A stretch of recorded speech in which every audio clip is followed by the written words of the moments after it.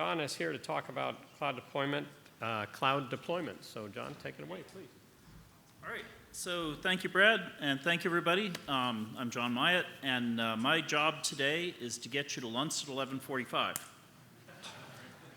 And secondarily, my job today is to ask a kind of a thought-provoking question, which the question is the small letters. How much should we care about cloud deployment tools? So Chris Lennon did a great job this morning of talking about this, parametric controls and architecture and all this stuff. And you notice there was a little, bullet down in there that said, this doesn't address orchestration, and maybe it will, and maybe it shouldn't. And so what I'm actually talking about today fits beautifully because I'm going to talk a little bit about approaches people take to orchestration. There's kind of three main tools and a technique that people use in various ways to deploy stuff, and they're all built around a concept of infrastructure as code. Now, this sounds very weird to say that out loud, but the notion, and by the way, there's nothing special or video or television specific about these concepts. Everything I'm about to talk about are things the IT industry does today, and what we have to do as a broadcast industry is decide how do these involve themselves into our workflows as we move to the cloud, and maybe even as we stay partially on the ground, or as we do some kind of hybrid ground and cloud kind of architectures. The notion of infrastructure as code is a really important concept, and it's a concept that I have customers asking about. Many of you do too. The idea is you maintain a change-controlled configuration file, or files, plural, but you maintain this very carefully change-controlled configuration, and then you use a tool to execute that configuration file. And what that tool does is then make your real world match what's in that file. That's the idea, right? So if the file says something's supposed to be there that's not there, it tries to create one. If a resource needs to be allocated from a pool, it allocates one. If something is running that's not in that file, it tries to destroy it and recover it. If there's configuration about things that doesn't match the file, it reconfigures them to match the file. And so it's a beautiful notion, right? The idea that I can capture all the state or the desired configuration of my world in this file. And then if I decide that, no, I really do want switcher 13 to have 3 inputs instead of 2, then I'm going to add that to the file, re-execute the file, and boop, there it goes. So that's the idea. And there's a couple different approaches in the industry to achieving that operation. And I like to say anything in the industry that's worth doing, there will be 3 or 4 different approaches to doing it. If you find something that there's only exactly one approach out there that anybody's doing it that way, you have to wonder if it even matters. But in this case, there's no shortage of deployment tools that are targeting doing things in this way. So I'm going to talk in some detail, but not too much detail, because this is meant to be an overview about Ansible and Terraform and Kubernetes, and this notion I think Brad brought up and other people brought up of CI/CD, which even that, there's different words that people use to go with those letters. So first, I'm going to talk about Ansible. Now, Ansible is primarily an automation tool, but one of the things it's often used to automate is provisioning of systems. Now, provisioning in telecom means something. Provisioning in IT means something slightly different. Provisioning to video people means buying lunch. I don't know. So it's a... but provisioning really means whatever it needs to do to make it happen in this context. So what does Ansible do? Well, it lets you build and change and revise infrastructure by defining it in a file. That sounds like the job, right? But how does it do that? Well, Ansible, here's the language of Ansible. So if someone wants to engage you in a conversation about Ansible, these are the vocabulary words they're going to use. So Ansible runs playbooks. So that file is called a playbook, and it might be a big playbook that references a bunch of small playbooks if it's a big facility. But the key of Ansible is the idea that there's no hidden magic that Ansible does inside, although it does do some magic inside. It just, if you want something to happen, you describe it in the playbook, and when you run the playbook, Ansible does the things you said, to a fault. So those instructions can be anything that you can describe, but the key word in that sentence is you. So it can configure networks, configure firewalls, create certificates, spin up users. And by the way, IT teams all over the world use Ansible every day to do these things. So it's not like you have to invent how to do it. One of the things Ansible is really good at is taking a template, changing a few parameters, and slamming it into a device. Now, the vocabulary of Ansible is interesting because they talk about plays and plays books, and they talk about modules. The module is kind of the magical part because a playbook says, a play within a playbook says, here's a bunch of hosts, here's the thing I want you to do to each of those hosts. How it happens is that it runs a thing called a task. Is one of these the laser? Yeah, maybe that one is. Ooh, green. I see that really well. I hope it shows up to you. So Ansible runs on a controller that you are running Ansible on, but it forks off doing this thing on the device that it's configuring. So Ansible has to exist on the target that you're configuring. Now there's exceptions to that, like everything. So Ansible ultimately forks off this module to run on your device with a task, and that task is usually Python code or something that does the thing that the play wants it to do. So this is just vocabulary, right? The neat thing with Ansible is that there's a huge community of everybody basically in the industry or who wants to be in the industry writing plays, playbooks, so forth, that you can, in your Ansible playbook, say, include Cisco blah, blah, blah, and it'll have 1 million plays that you can do on a Cisco. You can say, include Arista blah, blah, blah, and it'll bring in all the Arista stuff. So like at the JTNM event that we had in Wuppertal, the network team rolled in with some switches, hooked them up, went boom, and the network was stood up. Now, how did they do that? Well, they had an Ansible playbook full using the Arista stuff, and it said, I want a subnet here, and a subnet here, and a subnet here, and here's the switches, and kaboom. It was beautiful. It was incredibly beautiful, and it was totally normal, because this is how people stand up networks here in 2023. The idea that everybody's going to sit there on the CLI going click, click, click, click, click all day long is kind of last year. People are trying to get out of that. But the beauty of Ansible is that the industry has picked Ansible as the platform that they're writing all these things to. So in each of these slides, I try to include some links at the bottom of places you could go to learn more. This is meant to be an overview conversation. If you ask me detailed questions about Ansible, I'm going to send you to that website because you'll be getting between everybody in the room and lunch.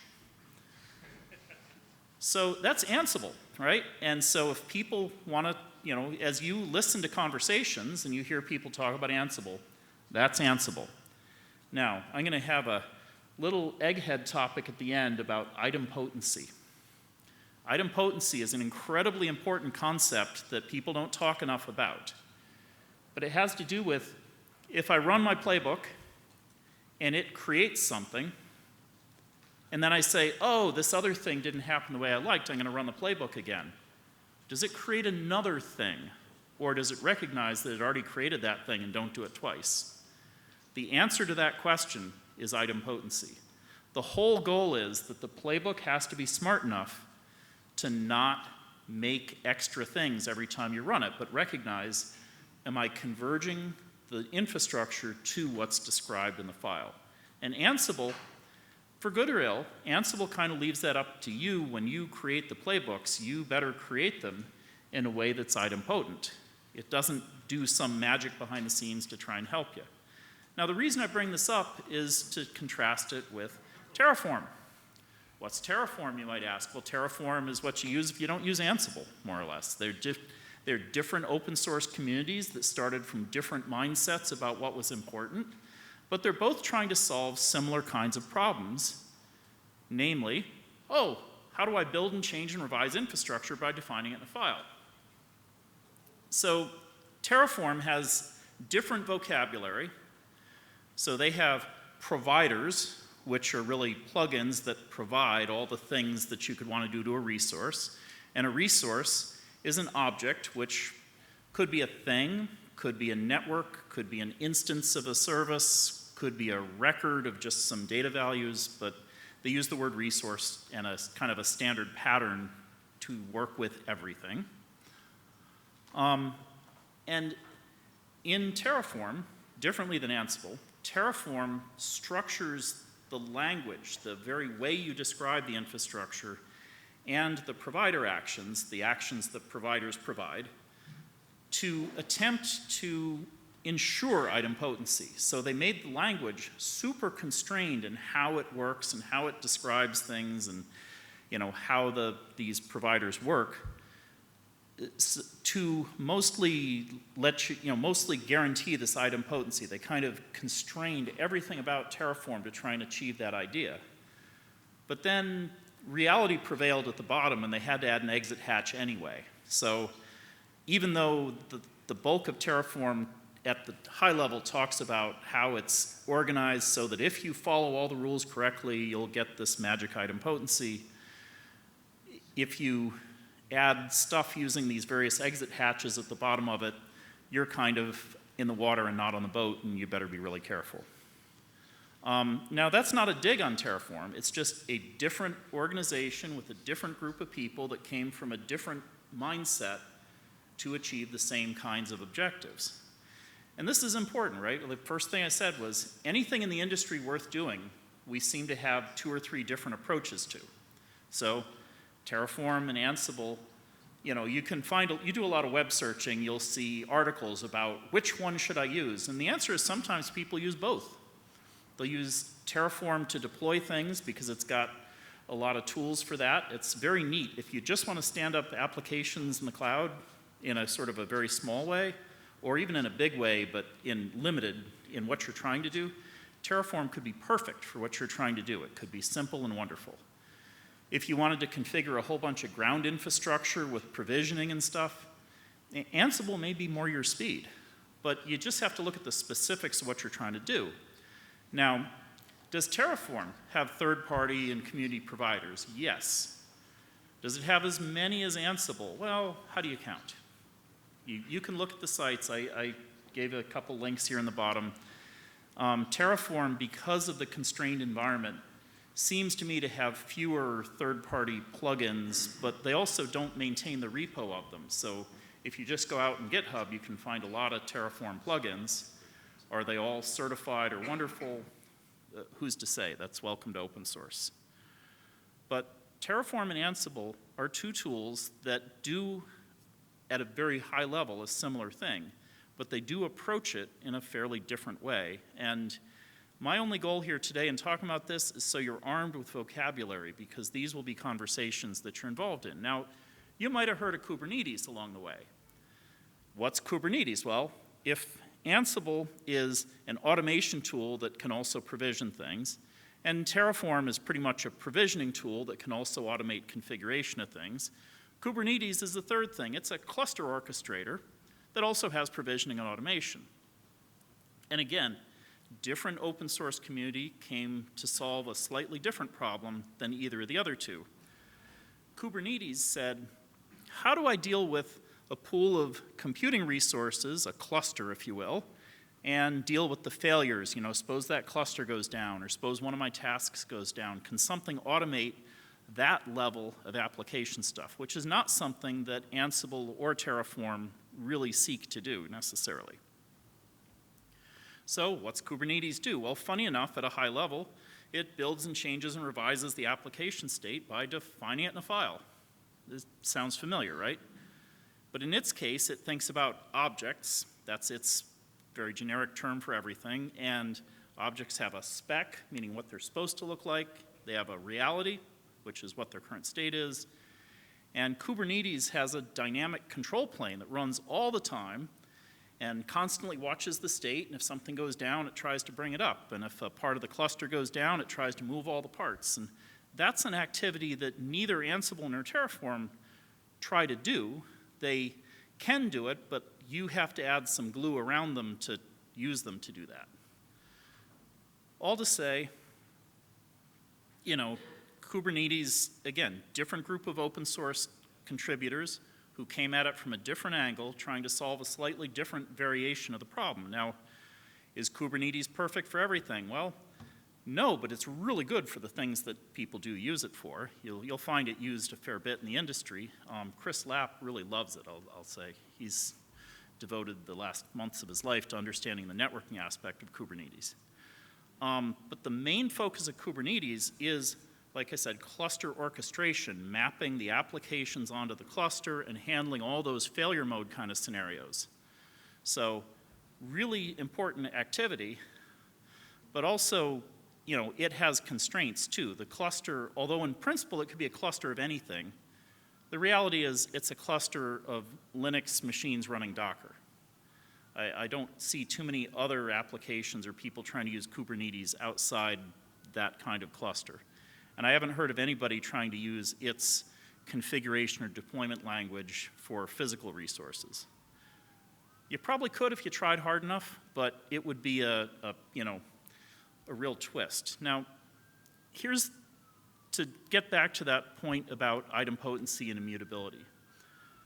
The whole trick in all these systems is identity, which I describe here as immutability. If you create something with this script, it needs to have particularly an identifier, but also versioning everything, that's actually immutable, because you'll build linkages to it from control systems and from other things in your plant, and those linkages have to wind up the same way every time. So just like an NMOS, where the GUID of a thing better be the same every time it spins up, that concept applies to all these things that get deployed. If you have your big script and it deploys a whole bunch of infrastructure, the identity and the versioning and things needs to be immutable. It needs to be, it's just like all of the rest of the reality kind of depends on that. But the big question to ask and thing to track through all this infrastructure code is actually the second point about idempotency, which is every time you run that script, it better generate the same result. It can't be that every time you run it, it actually forks up an extra instance of something, right? Otherwise, your Amazon bill will go through the moon. So just managing that and keeping track of that and testing this stuff requires a lot of testing, even separate from all the stuff you're using it for. Now, Brad talked about CI/CD, and different people use different words, and I shamelessly took this picture from Red Hat because they are a prognosticator of this stuff.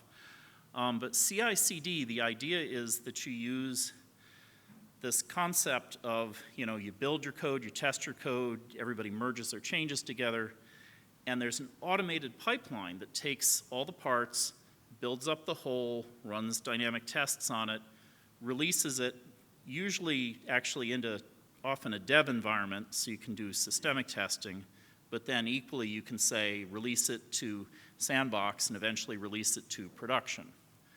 Now, different deployments of this use it different ways, but this technique of saying we're going to have Jenkins is a tool that does this, there's others, but we're going to have this notion of, again, the continuous integration and continuous deployment. Make small changes, introduce them. Make small changes, introduce them. You can't necessarily build the Hoover Dam this way, but the control system that keeps that dam from failing, you could build that this way, right? So this is a concept, again, that's described over and over, and you can use this concept for infrastructure as code, because it's mainly used, obviously, for developing code, right? This is how we develop our software that runs on our products, as do almost every vendor here, probably. But using it in a video plant for managing the actual deployment of, I want an extra input on that thing, I'm going to adjust the code, and I'm going to test it and I'm going to go through a deployment to sandbox, then I'm going to go through a deployment to production after I do that, assuming it worked in the sandbox. That's really just using these tools and techniques that have been developed to use the infrastructure as code to actually work with physical things. And there's a lot of end customers around the world thinking about this and talking about this and wishing they could do this, hoping they could do this, or even actually making progress toward doing this. All to say, there's a couple of meta questions that this raises, and this is what I'm going to leave you to talk about at lunch. Okay, if you think back to the analog days, I never worked on the analog system, but apparently back in the day, those engineers with the green screwdrivers understood circuits and components and voltage and current and all those things, and they could read an oscilloscope and they could go tweak a camera and debug their plant. They weren't expected to be, hardware designers. They weren't expected to design the camera, but adjusting it and maintaining it and all of its analog glory was part of owning it.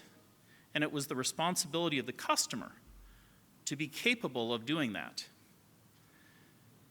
And then, if you think about a current kind of broadcast plant, right? You've got a super complicated workflow with asset management and traffic and automation and all kinds of interactions of those systems.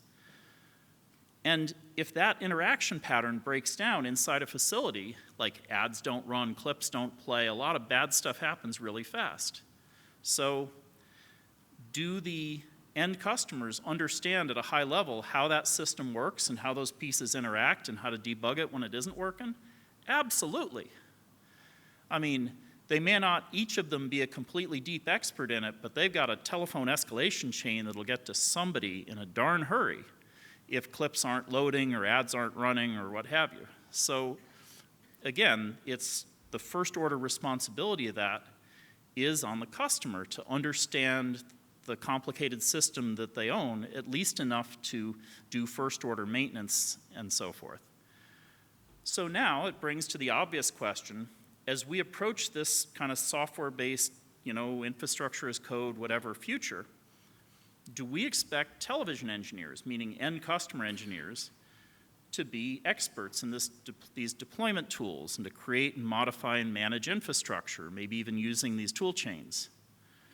And it's not obvious, right? Because this is pretty complicated. I mean, we don't expect them to code up the applications themselves, but the specifics of how does a system actually work at a given customer is very customer specific, right? It's very much, what works for this customer is a little different than that customer. They got different things. It's, so really, as an industry, what we have to figure out among all of us is where does the customer end and where does the vendor start, right? Because as we plan our business, we've got to figure out what is that handoff? What is the point of demarcation between, responsibility of the vendor and responsibility of the end customer? And as we add these kinds of layers of capability or complexity, depending on whether you're an optimist or a pessimist, where is that demarcation? Because if that demarcation is that it's the business of the end customer to understand and do these things, is that realistic? Is it planned? Is it staffed? Is it budgeted to be staffed? I mean, it's a big question. And it may be very different in large enterprises and small enterprises. But it's a question that we're going to develop an answer to as an industry, either by brute force or by talking about it or by thinking it through. This question of how do we expect end customers, the integrators who serve them, the vendors who build things, to build working ecosystems that leverage these tools? Because there's benefit, but there's also complication. And so that's your lunchtime prognostication question. All right, thank you, John.